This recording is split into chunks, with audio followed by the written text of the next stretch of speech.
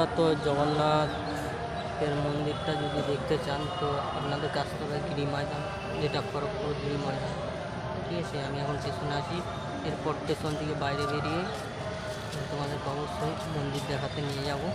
উঠে ব্রিজ হয়ে চলে যাব, আপনাদেরকে দেখানোর চেষ্টা করব এটা বিশাল জগন্নাথ মন্দির, আর তার সাথে দেখাবো এটি মেলা। তো বন্ধুরা, এই সেই মন্দির, জগন্নাথ মন্দির আমি ঠিকঠাকভাবে দেখাতে পারছি না। বন্ধুরা আমরা মেলায় ঢুকে গেছি। তো মেলায় এসে দেখি মেলা এখনও চালু হয়নি, এইসবের দোকানদানি বসছে, ঠিক আছে।